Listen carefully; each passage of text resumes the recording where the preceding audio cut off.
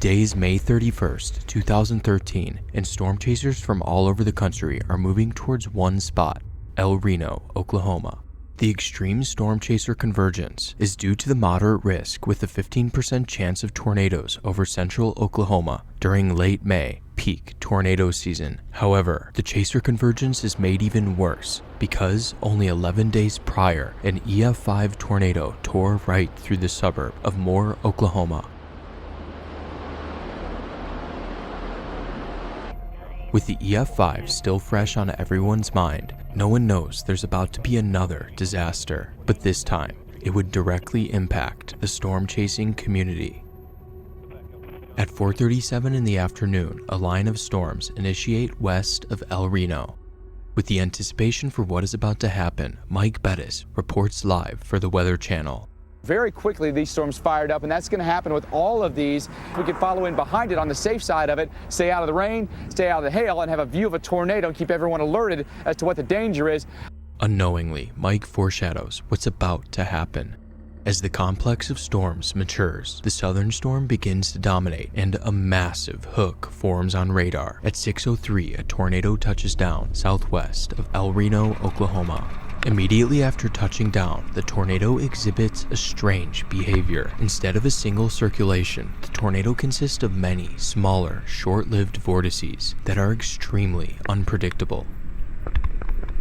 One of the chasers nearby is Oklahoma local Richard Henderson, who's out on his first storm chase. He captures the small vortices of the tornado as it touches down, although he doesn't have much time since the tornado is heading right towards him. Richard flees to the east, narrowly escaping the tornado. A mile away are storm chasers Brett Wright and Brandon Sullivan. Unlike Richard, these two have years of storm chasing experience. After recording the start of the tornado, they realize they're directly in the tornado's path, so they begin their escape south, away from the tornado. They leave early enough to evade the extremely strong core. However, the tornado is much larger than it appears.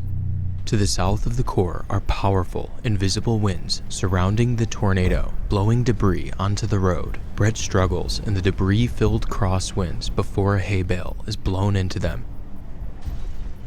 Fortunately, Brett and Brandon survive the encounter. However, the tornado is marching towards dozens of other chasers, and it's only getting stronger. To the north of the tornado, a line of chasers frantically drive east, alongside the circulation. In the rear of the pack is Team Dominator, led by the legendary storm chaser Reed Timmer. His passenger records the monster tornado to their southeast. From their position, you can clearly see the outline of the massive tornado, despite it being wrapped in rain. Also, the tornado has immensely grown in size, and so have the subvortices at the core. No chaser, not even a tornado tank like the Dominator, is able to survive a hit from one of these powerful subvortices. In front of Team Dominator are the taillights of another notable storm-chasing team, Twistex. Inside the Twistex vehicle are three chasers, father and son, Tim and Paul Samaras, and longtime team member, Carl Young. Twistex is positioned extremely close to the tornado, since they are chasing with the goal of deploying a probe inside of the tornado. The line of storm chasers continue east until Team Dominator is stopped by power lines blocking the road. Right around the same time, Team Twistex realizes they're in danger, so they turn north away from the tornado. Henderson continues east, tracking alongside the tornado, likely unaware of how much danger he was in. At the same time, Mike Bettis is live reporting back to the Weather Channel. Guys, that's it. Right there. Look at that monster. This is a huge tornado. He realizes they don't have a lot of time since the tornado is getting closer by the second. This thing is moving relatively slowly. We could be putting ourselves in a dangerous position here. We may actually quickly try to get in our cars and get south of this. I think we have to go now in order to stay ahead of this and not get run over by it. Mike then makes the call to escape the tornado by going south on Highway 81. This is a huge mistake. As the Weather Channel crew frantically drives south, the tornado grows in size while also accelerating. The combination of growth and increased forward speed means that the tornado is effectively moving towards them at over 80 miles per hour. They have no chance of escape. Within minutes, the Weather Channel vehicle is at the core of the circulation. Hold on, brothers. Hold on. Everybody duck, go. Just keep going if you can. Keep going if you can. Everybody duck down. Everybody duck down.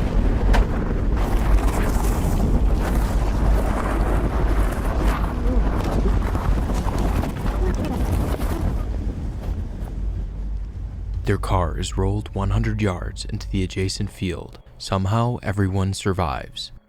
But as the tornado barrels onwards, others would not be as fortunate. Immediately after striking the Weather Channel crew, the tornado turns north towards Richard Henderson, who's still driving east. Richard is caught in the violent core. His vehicle is thrown into the nearby field and is crumpled. Tragically, Richard does not survive. As the tornado is impacting Richard, it reaches a peak width of 2.6 miles wide, making it the widest tornado in recorded history. Meanwhile, to the north, Team Twistex and another chaser, Dan Robinson, are frantically driving east on Reuter Road.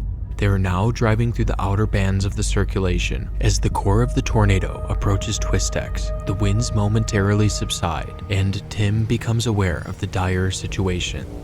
Moments later, their vehicle is directly impacted.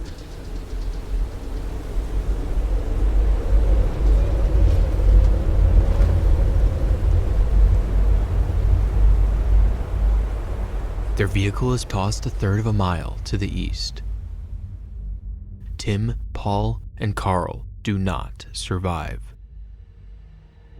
A mile to the east, Dan Robinson abandons his car on the side of the road and takes cover in a ditch. Robinson narrowly escapes the violent core of the tornado that killed Twistex. Bruised and scraped, Dan gets back in his vehicle and flees south away from the monster storm. Soon after, the tornado terror would come to an end.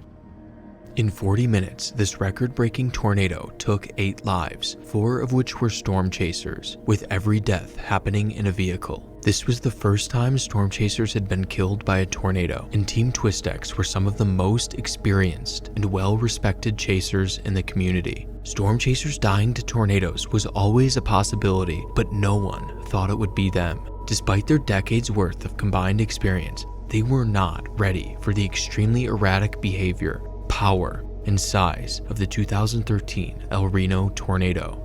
This traumatic event served as a lesson for the storm chasing community for years to come, but in 2019, another large group of storm chasers would take a direct hit from a strong tornado.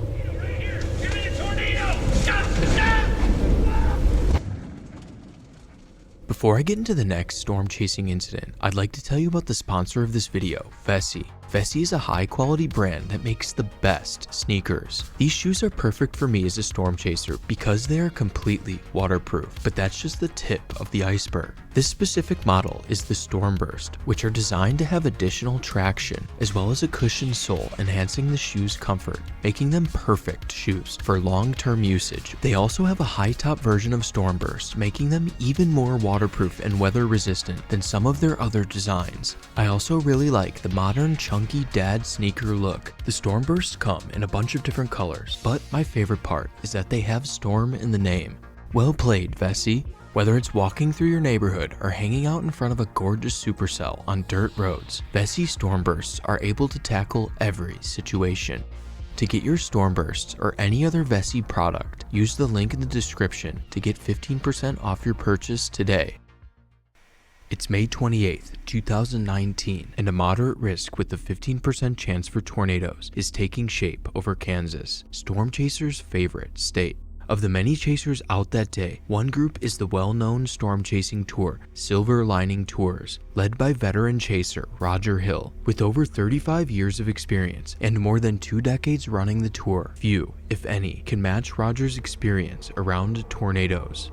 By 4 in the afternoon, a cluster of storms forms south of Topeka. The complex of storms evolves, and the southern storm develops into a fully mature supercell. Roger, being as experienced as he is, has seen this pattern unfold countless times and positions the tour group in the perfect spot. Soon after, the storm produces a tornado east of Carbondale, Kansas. But there's one problem. This is a high precipitation supercell, a type of supercell that is so loaded with rain and hail, any tornado it produces is essentially invisible, unless a storm chaser is willing to get close. Silver Lining Tours is well aware of the ongoing tornado, but given their position, they can't see anything. Instead of distancing themselves by continuing east, they make the aggressive decision to go north and position in the storm's notch, the only way to see a tornado on a high precipitation supercell. This is an extremely risky maneuver. However, they are not alone, as many other storm chasers do the same exact thing. One of these chasers is Quincy Vigal, who captures the tour vans passing by. Eerily, the tornado is somewhere in this rain. As the tour drives north, they see something concerning. Another, even larger circulation is forming in front of them. Not wanting to risk driving into what is likely another tornado, they turn into a cemetery parking lot to stop and reassess. Yeah, gravel.